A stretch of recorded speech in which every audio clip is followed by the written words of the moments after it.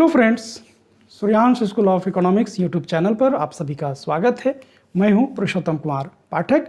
आज के इस वीडियो में हम लोग चर्चा करने वाले हैं पैमाने के प्रतिफल के बारे में। पैमाने का प्रतिफल बताता है कि उत्पादन के पैमाना में परिवर्तन करने से उत्पादन के स्तर पर क्या परिवर्तन होता है। तो अब यहाँ पर एक प्रश्न है कि उत्पादन के पैमाना में कब परिवर्तन होगा और उसका असर उत्पादन पर क्या होगा।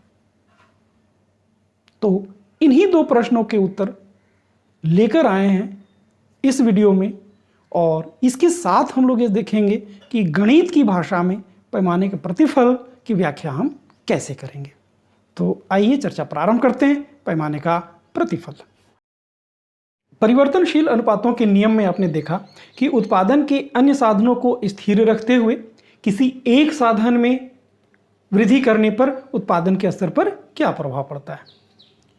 तो अब आपके मन में यह प्रश्न आ रहा होगा कि उत्पादन के अगर हम सभी साधनों में परिवर्तन कर दें तो उत्पादन के स्तर पर क्या प्रभाव पड़ेगा, और उत्पादन के सभी साधनों में वृद्धि करने से उत्पादन के स्तर पर पड़ने वाले प्रभाव का अध्ययन दीर्घकालीन उत्पादन फलन कहलाता है।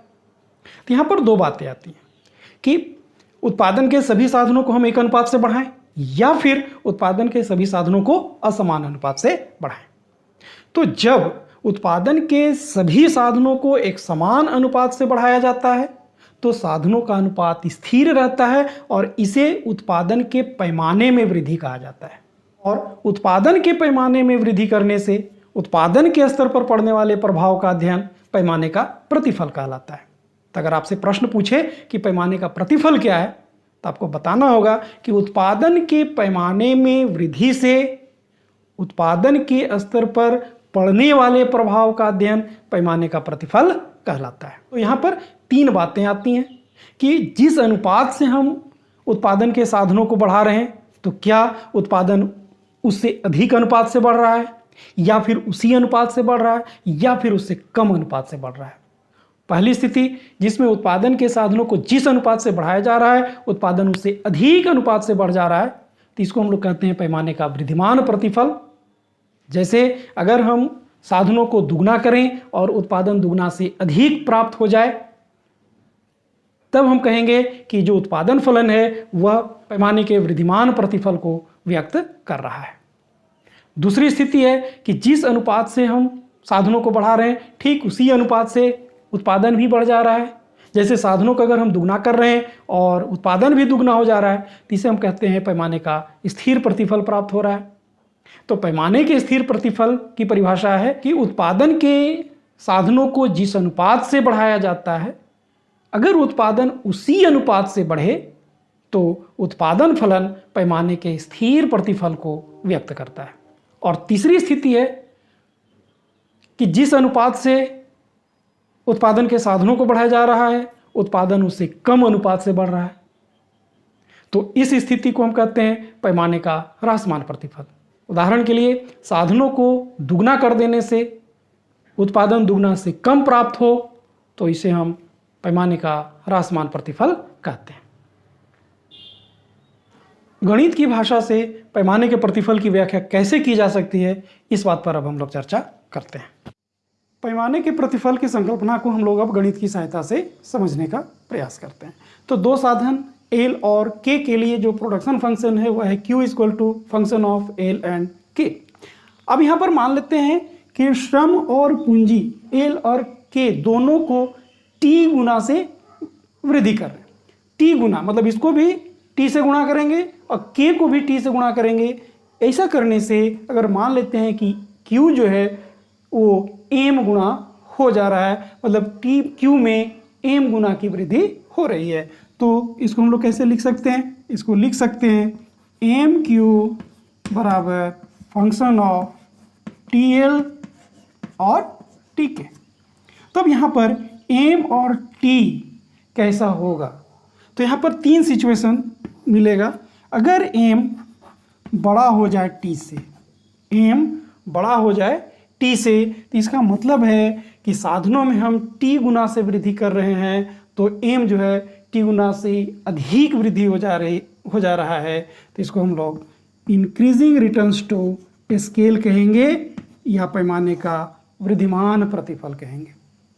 दूसरी स्थिति है कि यदि m t से छोटा हो तो जिस रेशियो से हम L और K को बढ़ा रहे हैं उससे कम रेशियो से Q में वृद्धि हो रही है। इसका मतलब है कि पैमाने का जो प्रतिफल है वो ह्रासमान प्रतिफल है, डिक्रीजिंग रिटर्न्स टू स्केल है। और तीसरी स्थिति है कि यदि m बराबर t हो तो हमें कांस्टेंट रिटर्न्स टू स्केल या पैमाने का स्थिर प्रतिफल प्राप्त होगा। क्यों कि हम जिस रेशियो से L और K में वृद्धि कर रहे हैं ठीक उसी रेशियो से Q में भी वृद्धि हो रही है। अगर आपको एक प्रोडक्शन फंक्शन का एक स्वरूप दिया हुआ है तो उस प्रोडक्शन फंक्शन से आप रिटर्न्स टू स्केल कैसे ज्ञात करेंगे इसके बारे में आप यहाँ पर देखिए। अब हम लोग ये मान लेते हैं कि हमारे पास जो प्रोडक्शन फंक्शन दिया हुआ है उसका स्वरूप कुछ इस प्रकार का है, Q equal to A L to the power alpha into K to the power beta. अब इस प्रकार के प्रोडक्शन फंक्शन को हम लोग कॉफ डगलस प्रोडक्शन फंक्शन या फिर कॉफ डगलस उत्पादन फलन कहते हैं। कॉफ डगलस उत्पादन फलन क्यों कहते हैं? क्योंकि इस प्रकार के उत्पादन फलन को देने का श्रेय जाता है अमेरिका के दो अर्थशास्त्री सी कॉब और पॉल डगलस को। तो यहाँ पर अब हम लोग देखें कि पैमाने का प्रतिफल कैसे मिलेगा, किस प्रकार का यहाँ पर पैमाने का प्रतिफल है अगर इस प्रकार का प्रोडक्शन फंक्शन दिया हुआ। तो यहाँ पर हम क्या करते हैं कि एल और के दोनों को टी टाइम्स बढ़ा देते हैं और टी टाइम्स बढ़ाने से क्यू जो उत्पादन का स्तर है वो बदल जाएगा। तो अब नया जो उत्पादन का स्तर मिलेगा मान लेते हैं क्यू डैश, तो क्यू डैश बराबर क्या होगा A into T L to the power alpha into T K to the power beta. तो ये क्या होगा A into T to the power alpha into L to the power alpha into T to the power beta into K to the power beta. तो T to the power alpha T to the power beta, तो क्या हो जाएगा T to the power alpha plus beta. तो ये होगा T to the power alpha plus beta into A L to the power alpha into K to the power beta. अब यहाँ पर ये जो पोर्शन है हमारा a into L to the power alpha into K to the power beta q है, तो हमारे पास क्या मिल गया, हमारे पास मिल गया q डैश बराबर t to the power alpha plus beta into Q. तो यहाँ जो फैक्टर है वो फैक्टर काम कर रहा है अल्फा प्लस बीटा। अगर अल्फा प्लस बीटा 1 होता तो q डैश बराबर t इंटू क्यू होता। तो अल्फा प्लस बीटा का मान चाहे तो 1 हो सकता है, 1 से बड़ा हो सकता है या फिर 1 से कम हो सकता है।